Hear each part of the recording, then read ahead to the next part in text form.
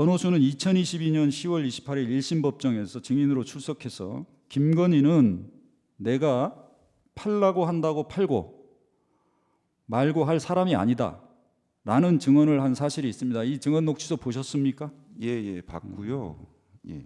뭐 그러면은 예. 권오수의 이 법정 증언 내용과는 이 보도 참고 자료의 내용하고는 사실이나 평가 내용이 전혀 다르지 않습니까? 좀 말씀드리고 싶은 게 그 말씀은 우선 어떻습니까? 아니, 그 이 서면에 사실 아니 전혀 그렇지 않고요. 서면에도 그렇게 쓰셨던데 제가 설명을 좀 드릴게요.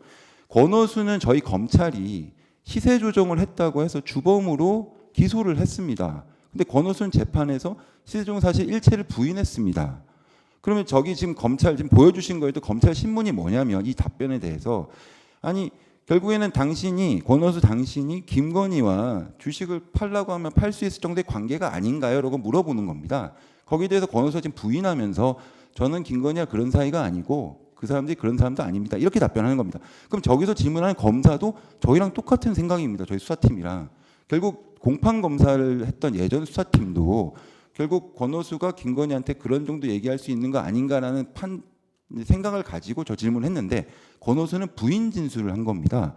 그러면 저희는 어쨌든 수사를 쭉 맞춰가지고 여러 가지 증거들을 종합해가지고 저희가 평가해서 사실 인정하고 판단을 하는데요. 이 경우에 봐서 권오수의 이 법정 진술은 저희도 알고 있습니다만은 부인 진술로 믿기가 좀 어렵고 오히려 저희가 예전 수사팀부터 지금 수사팀까지 수사한 결과를 종합해 본다면 결국 이럴 가능성이 있다라는 것을 수사 결과로서 말씀드린 겁니다. 몇 가지만 물어보겠습니다. 뭐 간단하게 대답해 주시면 될 것 같습니다. 그러면 도이치모터스 수사와 관련해서 김건희 피의자에 대한 압수수색 영장을 청구한 사실은 없다는 것이죠? 예, 그렇습니다. 네. 도이치모터스 사건 혐의 사실로는 없습니다. 김건희 피의자의 증권 계좌가 한국거래소 등 압수수색 과정에서 확보는 되었다는 것이네요. 한국거래소에서 이상거래 회신을 해올 때 이상거래가 있다고 할 때 누구의 무슨 계좌, 어떤 내역, 누구의 무슨 이렇게 돼 있기 때문에 그 이상거래 연고는 김건희만 있는 건 아니고요. 예. 그 여러 사람들에 대해서 추가로 저희가 구체적으로 계좌 추적을 진행한 겁니다. 그러면은 한국거래소에서는 정확한 압수수색 영장에 의해서 확보된 계좌는 아니네요. 증권 계좌라는 게. 증권 계좌는 압수수색 영장으로 확보한 겁니다. 계좌 영장으로. 그러면 예. 증권 계좌 이외에 그 뭐 연결 계좌나 증권 계좌가 아닌 계좌에 대해서는 확보되지 않았나요? 저희가 주가 조작 사건과 관련해서는 그 증권 계좌에서 있었던 거래가 이게 현실 거래 주문이냐, 통정 매매냐가 의미가 있었던 것 같고요.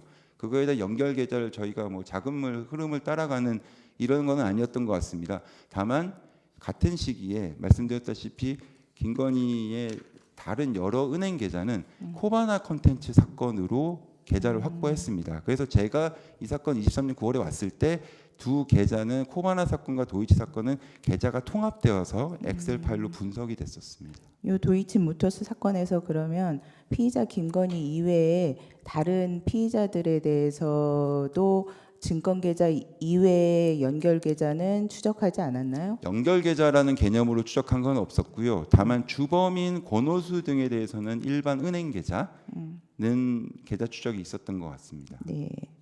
그럼 일부 피의자들에 대해서는 주거지나 사무실 등의 휴대폰 이런 거에 대해서 압수수색 영장을 청구해가지고 집행한 사실이 있는 것으로 보이는데 그 김건희 피의자에 대해서는 하지 않았다는 것이잖아요. 네, 그렇습니다. 제가 그 부분을 수사 결과 브리핑에서 좀 사실 상세히 설명드린 건데요. 네, 알겠습니다. 예.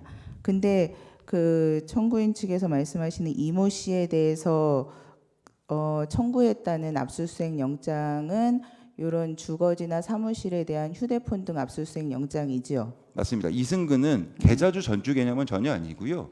그분은 애초에 전임 수사팀에서 의심했던 거는 권오수의 차명 계좌라서 사실상 자금줄 역할을 하는 같은 공동정범으로 판단했습니다. 그래서 시세조정 주범으로 판단하고 주거지 압수수색까지 진행한 걸로 이해하고 있습니다. 네.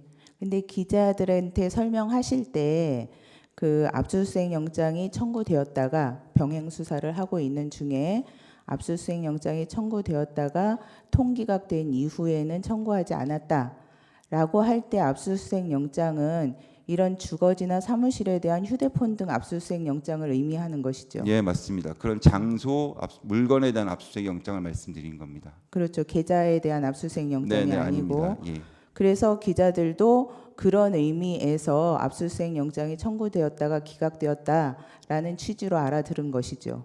그러니까 제가 좀 아쉽게 생각하는, 제가 서면에도 말씀드렸다면은 저는 솔직히 말하면 정보가 많았던 겁니다. 저는 사실은 코바나 컨텐츠 사건과 도이치모터 사건은 함께 이해되지 않으면 결국 김건희란 사람에 대한 이 타겟팅 수사에 대해서 설명이 어렵다는 걸 했는데, 나중에 알고 보니까 기자분들 중에서는 이 4년여 전에 있었던 코바나 컨텐츠 사건이 어떤 건지도 사실 잘 이해를 못하는 분이 있었다고 들었습니다. 그래서 사실은 제가 제일 아쉬운 거는 차라리 두 사건을 명확히 구분해서 도이치모터 사건은 이렇게 됐는데, 사실 이 사건을 이해를 하려면, 이 사건의 강제소 여부를 이해를 하려면 수사 초기에 코바나 컨텐츠 사건과 함께 진행된 그 맥락을 이해해야 한다. 이 말씀을 드린 이유는 말씀드렸다시피 추미애 법무부 장관께서 2010년 10월에 그 수사지휘권을 부분은 배제할 많이 때는 말씀하셨고요. 예. 그러면 기자들이 잘못 이해한 것은 어떤 기존의 맥락에 대한 몰이에서 비롯된 것이다. 이렇게 말씀하시는 그러니까 그 건가요? 부분을 제가 좀 더 잘 설명을 드렸으면 어땠을까라는 아쉬움이 있고요. 그리고 사실 저는 솔직히 말씀드리면 저는 제가 그 즉답을 하는 질의응답관에서 즉답을 계속 서서 제가 몇 시간째 하고 있었는데요.